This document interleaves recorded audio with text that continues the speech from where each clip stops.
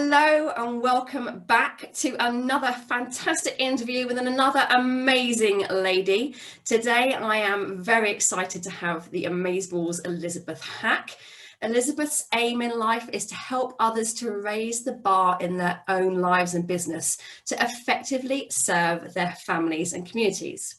Now, she predominantly works with small independent business owners who get stuck in overwhelm when it comes to marketing and growing their business. She does this by isolating the areas in which they can move the needle, resulting in improved profits, free time, and confidence in their business and personal life. And who doesn't want more of that? Now, coming from a background in health professional marketing, Elizabeth endeavours to serve communities by empowering business owners to take the strides needed in their business to put them on the map, and therefore reaching and improving the health and well-being of local communities across the globe. She's passionate about creating healthy, positive communities, and in addition to empowering business owners, she also runs an exercise to music dance class called, and I love this, Booty Shakers, empowering women to be confident in their own bodies. I am so thrilled she's kindly agreed to have a chat with me today to share more about her journey. So Elizabeth, hello, thank you for joining us. Thanks for having me, Claire. What a wonderful introduction. Thank you. It's a pleasure. So lovely. For people who don't know who you are, just tell us a little bit about yourself. How did you get to where you are now? Sure. I actually take us back on a journey to probably about 2014, which is when I left the UK to go over to Australia. I decided at that point, during that time, I was actually a qualified dog groomer and ran a dog grooming salon. Absolutely loved it. Still do it now and again, but that's bit of a past life for me now. I decided to take a break and go over to Australia, not knowing what I was going to do with my life. And as things tend to happen, it seems, in my world, I really landed on my feet and I ended up working in a company called Creative Fitness Marketing, which is a company that goes into independent gyms and helps them get more people into exercise. The aim is to target the non-active segment of the community. And all I did was move every single 6 weeks and do these big launches and big campaigns within gyms. And I used to help people get over that first initial hurdle of scared and nervousness of starting their exercise journey. And so I was that friendly face that encouraged them to come through the front door and get that journey started. I adored that role. It allowed me to travel Australia. I learned everything I know about marketing from that role. And I just adored it. I used to dress up as Wonder Woman, Supergirl. Oh, I love it. Oh, it was so good. But the main thing is, I remember in my first week, I signed up 11 people in one day, and I didn't know that that was good. And my boss called me and he was like, "This was fantastic. It means you've hit 2 types of targets and bonuses today, but most of all, you've just changed 11 people's lives today." Yeah. And I was like, oh, wow. It gets you out there. Yeah, and it was just so heart driven, and that's what I really loved about working in that business, is that everyone won on every single level. The person that was coming through, the average Joe walking through that front door, starting their exercise journey, they were really cared for by the people in front of them. We helped them realise that the exercises for life, the memberships were cheap as chips. They were just extortionate, actually. When I did this, so I did this all around Australia, New Zealand, England, and Scotland. Wow. So, for example, in the UK, you pay for 1 year's gym membership and get 2 years free. So, paying nothing to start your exercise journey.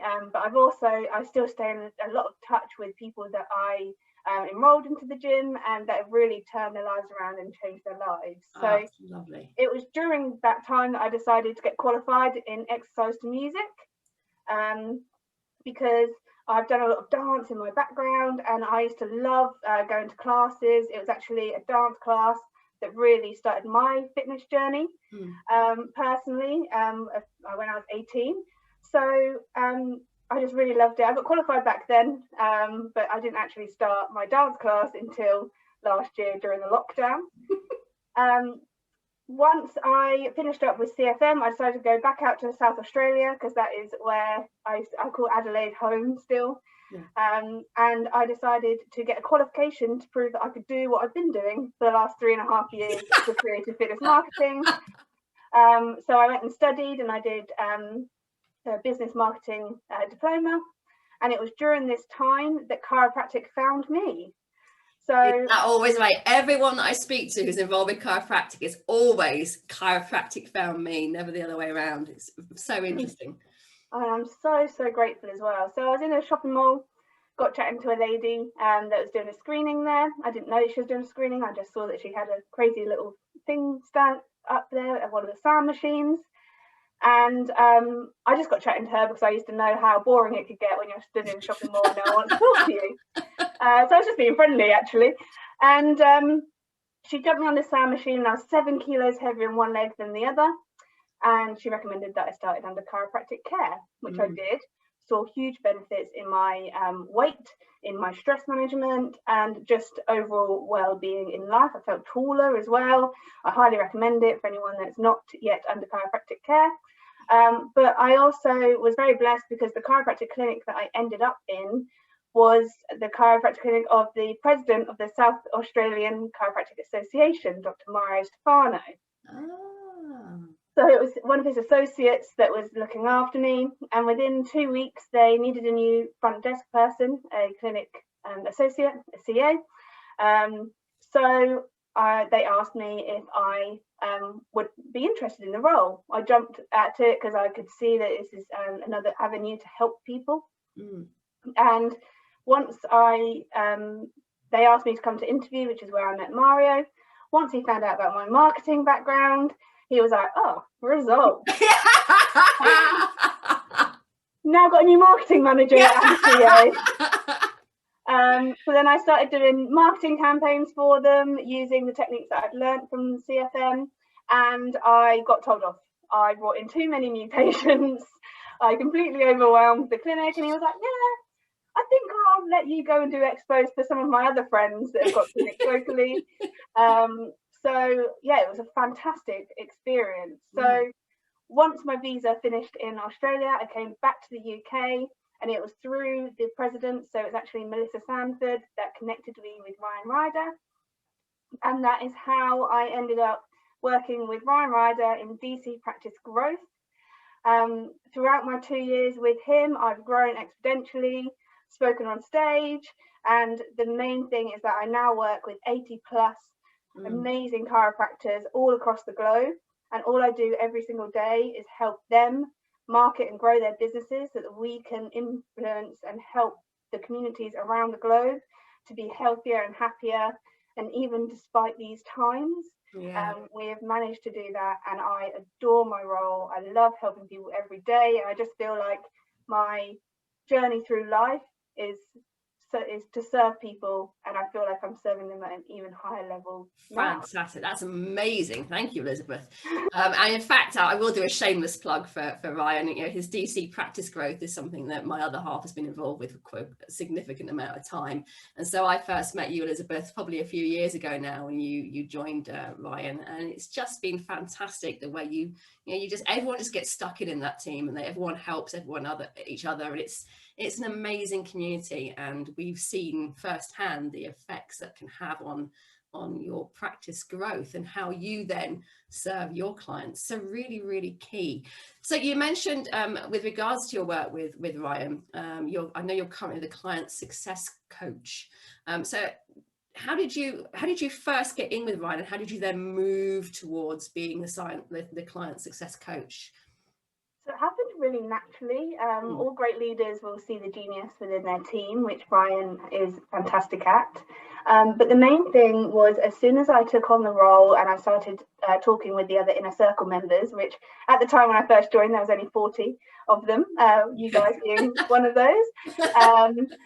So the experience that I already had from marketing within the business was a real help when I was speaking to people when they were trying to move the needle within their own clinic, because I could really pinpoint where the pain points are to be able to do that, where the blockages can come from, how you can get team buy-in with that. And so the coaching kind of came naturally. I was almost doing it prior to it being a thing within the business. When I first joined Ryan, there was only 3 team members in Ryan, and we are just hiring our 9th team member now. So recently we've just hired a new operations manager so that she's able to take part of the take care of all of the functionings of the business, so that it completely frees me up to be able to serve our clients at the higher level. So I like the fact that you've just kind of moved naturally into coaching, because I think we were talking a bit before I pressed the record button for this interview, how, you know, as an EFT coach, I started life calling myself an EFT practitioner, because Danny, my other half, was saying, oh, you know, you're coaching people, and I was adamant I wasn't coaching people, because I was like, who am I to be a coach? How do I even go about doing that? But actually you do, you just kind of, it just comes naturally without you even realizing it. You start to listen to how you talk to people and the advice you give. You're like, I'm coaching you at the moment. So that's really, really interesting. Did you do anything, just out of interest, did you go on any courses with relation to the coaching? It's really humorous, actually. Ryan and I were talking about this the other day. So he calls me a Ryan Rider certified trained. The hours and hours of listening to the mighty Ryan Rider definitely pays off. But prior to joining Ryan, I have always been very, very hot on personal development. I have always listened to speakers. I'm always listening to development books on audio. So this is something that I feel like I've always been training for, not with any outcome, but just to personally better myself and my life, and then to be able to instill that into helping people better themselves, firstly within the gym world and now within the chiropractic world. So it just is something that flows if it's there in you. I think. I agree. Yeah, absolutely. And you mentioned earlier, and I mentioned it in the introduction, that this thing about moving the needle. Can you tell us a little bit more how that works? So I've got a visual of it, but can you explain it a little bit more? Yeah, of course. So within all businesses, or even just within your personal life, there's always something that you know that you can be doing better. Somewhere, some element where, although your needle is kind of 30% here, but in this one it's 70%, and it's the small incremental changes that you can make now that is going to help you move that needle in the direction that you need to go, so that you can grow either personally or your business can grow. It's quite funny how those two are quite symbiotic, actually. Yes.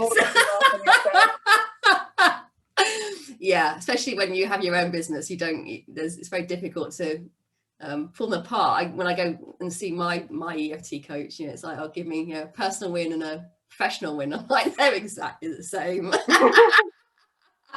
But that's when you know you're in the right place, right? Yeah, exactly. When you love it that much, that's fantastic. So how have you found dealing with a lot of business owners, because you know there's quite a few chiropractors, and they're usually quite small. Some of them are really big, like House, which is Ryan Ryder's clinic, but a lot of them are quite small, with sort of fairly small teams. And I know from experience of my business and experience of our chiropractic clinic, overwhelm is generally a massive factor, particularly when you start getting coaching to take you from where you are now to where you want to be, and suddenly someone goes, awesome, here's what you need to do, and you're like, fuck.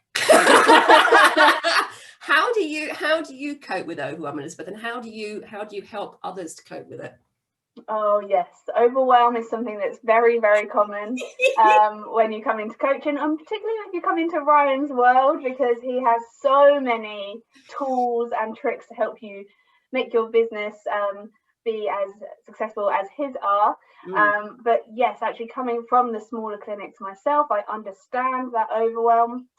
One main thing that I would say for myself when I'm trying to overcome overwhelm is firstly ask for help when things are getting too much. Yeah, see that in itself is so simple, and yet it's usually the one thing that's overlooked. You just try and do it all yourself. So if people listening, if you take nothing else away from this interview, ask for help. Sorry, love, carry on. Right. And the other thing I'd say is just take time for yourself, because in those moments where you are just thinking about the 100 different jobs that you need to get done, which every single business, every single parent, every just person living their life has. If you can take the moment to just take a breath and take some time for yourself. I love walks personally. It used to be quite comical in the business. My announcement, I'm going for a walk. They know that I've reached my limit, and I'm off out for a nice little stroll around. I'll come back, and by that time I would have gone, okay, what is the 1 or 2 things that I need to do right now that's going to benefit either my life or my business? Because we can't do everything. And overwhelm, I love that Grant Cardone says overwhelm is, you reach overwhelm when you stop doing the actions that create winning. So but what is the next task that I can do that's going to feel like a win to me, even if it's a tiny small win? That's how you keep moving forward. Yeah, I love that. And I know you're going to share something a little bit later about a cunning way people can start to schedule their time and make sure they get all this good stuff done. Now, I know, Elizabeth, you've also been on quite a personal journey yourself with regards to, and I'm going to move into your sort of booty shakers realm now with your own sort of body confidence and where you've come from. Can you just share a bit more about that with us? Of course, yeah. So I actually think it's a blessing that this happened to me in my life. When I was 18, I've always been a perfectionist, and overwhelm comes to perfectionism. And so I always had to have the top grades at school. I loved animals, so I went to an animal college, and rather than I was an A-star student, and to be able to get on this course, you needed to have Ds. And the level of teaching was so much lower than what I'd experienced throughout my whole school life that I ended up putting way much more pressure on myself to make sure that I get distinctions in this course, because if I don't, then what am I doing here, basically. That all came tumbling down on me when I ended up giving myself a breakdown. So I was crippled by depression, anxiety. I was even agoraphobic at one stage, which you would not think about these days. Hey, get out. And it boiled down to the pressure that I'd been putting on myself. During that journey, I was taken care of by coaches, by therapists, and put on antidepressants. The concoction of antidepressants, I gained a lot of weight, and I was actually size 16 to 18. Wow. Okay. Yeah, it's some pretty impressive photos. I used to love showing my before and after photos to people that I was helping within the gyms. Yeah. Because stood in front of you now, I'm a size 8 to 10, depending on where I'm shopping. And well made. And it's very hard to sometimes, somebody tells you a journey or tells you that you should start on this exercise regime, and you go, oh, like, you've never had to try hard in your life, and it's like, oh, want to see a photo? So yeah, I can really relate to people that go through any type of struggles, whether that's mentally or with their weight. And I'm really grateful that I did that, because it really helped me understand the pressures of that you can put on yourself, and how you need to address them sooner than later. Otherwise, you will get to a point where your brain says no. Yeah. And that's, sorry, go on.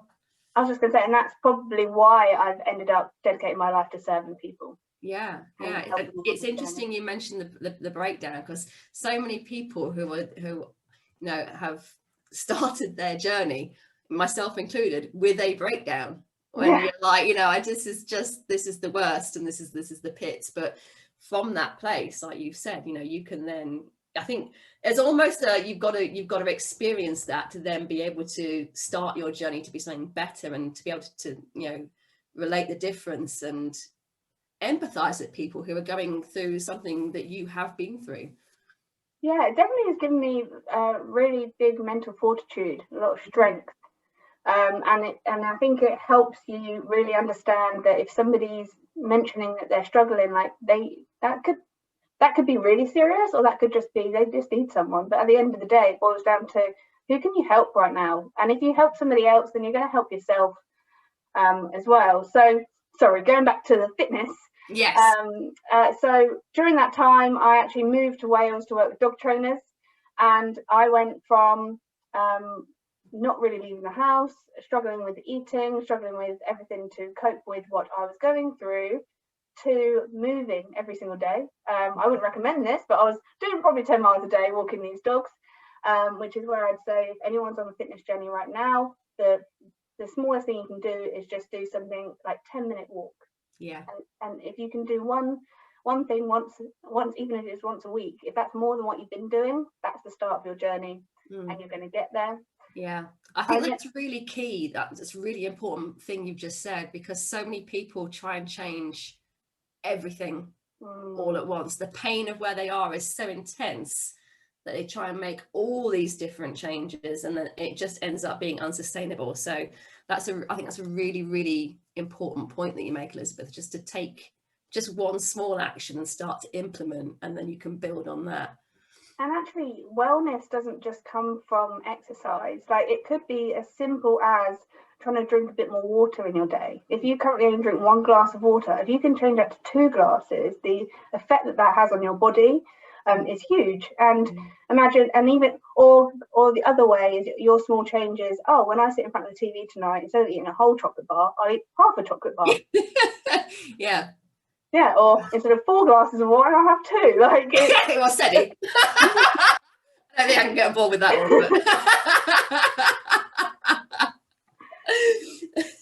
But doing something for yourself, and I also, my partner's a PT, and we, one thing that we're very hot on in our household is never demonizing any type of food. So although we look after our bodies and our health, if we want to order brownies, then we're going to get brownies. If I want to have a glass of wine in the evening, then I will, because there is no point. Well, I know personally for me, if I go, right, that's it, I'm not going to have a single piece of chocolate, I know what I'm going to be thinking about. Yeah, exactly. Yeah. And is this kind of where the inspiration for creating booty shakers came from? So booty shakers came from my years in CFM, and then getting that qualification. But then I got the qualification and didn't do anything until 3 years later, in May 2020, when we had our huge lockdown here in the UK. So everybody's stuck at home. I was really grateful, because I had some gym equipment that was like probably 80 years old. My stepfather is a hoarder. Someone passed some gym equipment to him, and then it's been in his garage for an extra 20 years, and now suddenly I'm using it. Not everyone was that lucky. And there was so many Zoom calls happening that I just thought, well, why don't we just do a dance class on Zoom? And I'll use the dance lessons that I already have, the routines that I already have. I'll put them together. We'll use it as an opportunity for everyone to catch up, feel good in the moment, feel connected in a time where we all felt very disconnected. And it just really has rocked. I just love it. So I don't even charge for the class at the moment. It's literally just purely, let's feel good, let's get together, and let's get through this time. Which, when I started it in May last year, I didn't think that in March, the year after, we'd still be doing it virtually. There's a whole rabbit hole waiting for us there, Elizabeth. But thanks to it being going on this long, it's meant that I've had to invest in like proper audio mixers to make sure that the music's in sync, proper headset to make sure that my audio and the music is aligned. But it is such good fun. I work with the people that come with it. They give me requests. Like my mum requested Love Shack for Valentine's, so I created a dance to Love Shack. They're very, very simple dances. You know, my mum comes to these, she's not a dancer, and if she can do it, anyone can do it. And she's actually brilliant now. You should see her booty shake. Absolute rock star. And yeah, I just had more and more people come through, and like it's Mother's Day on Sunday, so I'm going to do a Mother's Day themed. I'm really glad you said that. To make a note of that. Mother's Day on Sunday. A bit like Black Eyed Peas. Hey, mama. Oh yeah, I love it. Okay. Yeah. Brilliant. So how where can people go to join this? Do you have a link for it? I do. So I've got a Facebook group. I've called it Elite Body Confidence because my aim of my fitness is just to give yourself a bit more body confidence. The aim of the classes is just to have a bit of fun. We do such stupid poses halfway through the dance. Like, you are not meant to come on this and take the dancing seriously. You're not meant to understand every step, even though I keep them very simple. As long as you keep moving, as long as you're smiling, that's a winner. 45 minutes on a Sunday morning. It's been the excuse to get a few family members out of bed and to move your body, feel good for 45 minutes, and then you end up having a much more productive day. So Facebook, Elite Body Confidence. Awesome. And I will put as with every time with all the links, they will be in the comments section as well. That's brilliant. So it runs on a Sunday, yeah? It's on a Sunday, yeah. And it's, I'm just doing this as a supplement to my week. But I'm looking forward to it growing so that I can serve more people and just put smiles on people's faces while we dance and have good fun. I love it. Brilliant. So we've talked quite a lot about your really interesting journey as to where you are now and the people you've met along the way. Has there been any one person who's really sort of, and I might ban you from saying Ryan, but is there any one person who's been a real role model for you and really to sort of help to shape your success? Maybe someone at the very beginning or someone a bit later into your journey? Yes, I do. My partner Kieran, he was with me from day dot. We actually went to school together. So we went to college together when I had the breakdown too. And it was actually him that we weren't romantically involved at this stage at all. We were just very good friends. We've been friends over 18 years, which is a very nice foundation for a relationship. But he was the reason why I'd be able to get on the bus and go to college, because he's got this way about him, and with anyone that works with him, because he's a personal trainer. He's a very successful sought after personal trainer as well. He just makes anyone that comes into his world just feel respected, and there's no judgment. And he's gone on a massive fitness journey himself. Whilst he was at school, you won't mind me saying, he was a bit of a larger lad, and he's really looked after his own nutrition and exercise regime. He's a strongman. He does strongman competition. Okay. Yeah, so very different types of training than I do. I love the cardio and the dancing.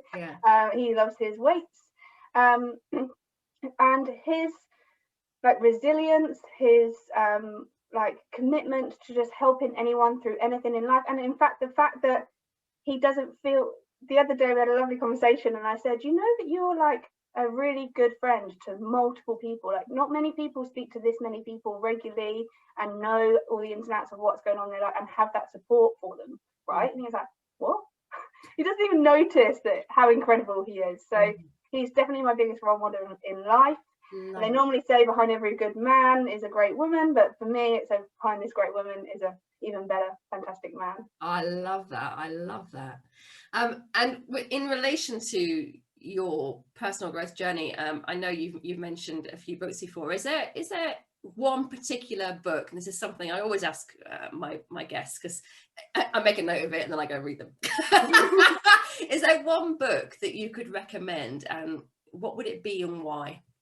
Oh, my most latest book that I am adoring it's called Indistractable: How to Control Your Attention and Choose Your Life.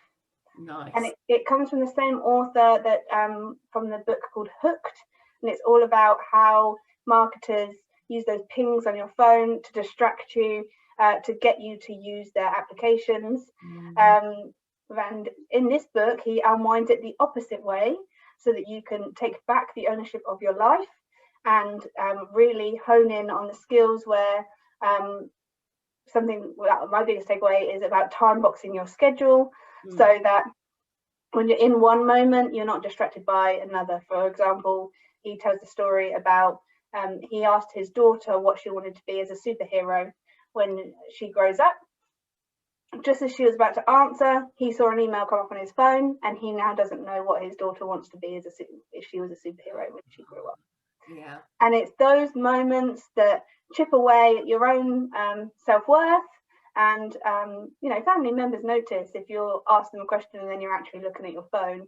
So it's about, ultimately, I believe that this book helps you build a better connection and gives you better focus in your life so that you can move the needle in the correct direction in every way. Nice. I love it all. I love it the way it all sort of comes together. So, Elizabeth, what are your plans for the rest of the year? I know you've mentioned booty shakers, but what else is on the cards for Elizabeth Hack? Well, buckle up, Claire. We are excited about getting out of lockdown. DC Practice Growth is expanding. We are going to be heading over to America. We were meant to be doing this in 2020. So my biggest aim for what's coming up is to be able to speak on more stages across the globe, to be able to serve more people in this wonderful industry that we're in. I also would love to finish renovating my house. Apologies for the lovely background I have at the moment, hiding my boxes because I've only just moved into my new home with my partner. And I would really love to see a more active community in booty shakers, just moving their bodies, feeling better about themselves, and really seeing where that community support can go and grow. Yeah, awesome stuff. And with that being said, where can people go to find out a bit more about you? Well, I've been asked to speak a lot more on these podcasts, and within the last few weeks, I'm the proud owner of elizabethhack.co.uk. Thank you. Elizabethhack.com is an artist. That is not me. I'm not great at painting. But yes, so I'm going to be putting more of my blogs, my articles, the newsletter articles that I write every month for DC Practice Growth. I'm going to be reworking as blogs so that I can support any type of business owners or if you any personal growth on that platform as well. Nice, love it. And like I said before, the links for that will be in the comments again. So Elizabeth, I like to end all these interviews with something that the speaker can just some advice or a little exercise or something that people can take away or do right now that's going to help them in some way. I think we've already kind of alluded to it, but tell us a bit more about what it is you'd like to share. So the main thing I'd like to share today is, firstly, a quote by Jim Rohn is, every day stand guard at the door of your mind. Make sure that you're listening, be careful of who you're listening to, but also stand guard to your own time. So I've got this whiteboard. It's got the days of the week on there.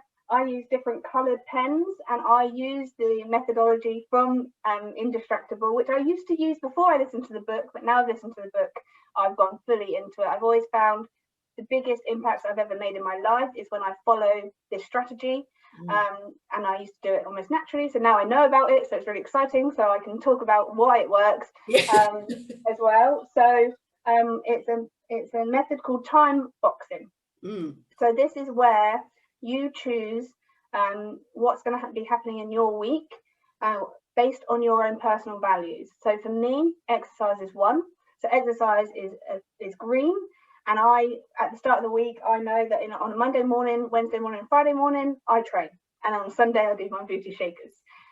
So that goes in my diary first and foremost. And if for any reason that needs to be moved from that time, it gets moved, never erased. Never ever. If it's your value, you need to make that time, which is what this time boxing is about. Even if you're a mother with a young child, the 10 minutes in the nap, you could do 10 minutes of skipping, and that could be your dedicated time box schedule for something for yourself. Second to that is blue, which is family. This is to, something needs to happen within the household that's important to you. Make sure that that's in your calendar. I also have black, which is work. So I know when my meetings are happening, at what stages. I know that I can communicate this to my family. So between this time and this time, I'm going to be completely unavailable. If you can be in dedicate areas to where you're going to be working. I know it's not always the way in lockdown. I was also that one that was working at the end of my bed. Or off the ironing board like someone else that I know. Yeah. So scheduled in those dedicated work zones.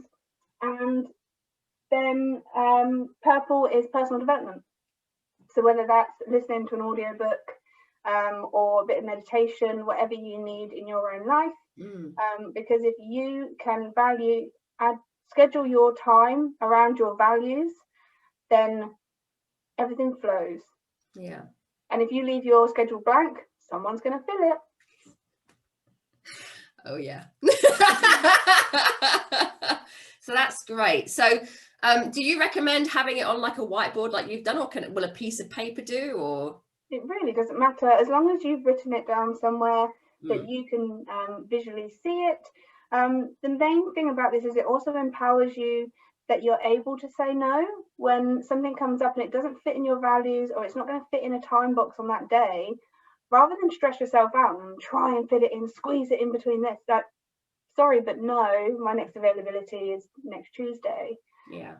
Is just as powerful and important than it is to just say yes to everyone and everything and then be overwhelmed and burnt out, and then you who are you able to serve if you're in that state? Exactly. Plus, if you focus your week on your values, then you've worked on filling up your own cup. And if you've got a full cup or an overflowing cup, then you can then serve more people. Whereas if you're trying to serve from an empty cup, you're not doing much help for anyone. Yeah, so important. And yeah, I love that idea of the time boxing and particularly the different colors, because that appeals to the arty side of your brain. And yeah, love that. I will definitely be trying that. And it's Indistractable. Indistractable. How to control your attention and choose your life. I won't ask you to tell me who the author is because I know it's unpronounceable. His first name is Near, and I will spell the surname for you. It's E-Y-A-L. Brilliant, thank you. Oh, Elizabeth, it's been so much fun chatting with you. Thank you for giving me some of your time in which to share this. I really hope I was in your time boxed schedule. You were indeed. Thank you very much, Claire, and thank you for all of the serving that you do for your community. Oh, yes, very nice. Yeah, you're welcome. Community, you're welcome. We're being very British now. Oh, thank you. No, thank you. Oh, it's been so much fun, Elizabeth. Thank you so much. I will pop the links to your website and the Facebook in the comments, and hopefully see you again very, very soon. Look after yourself.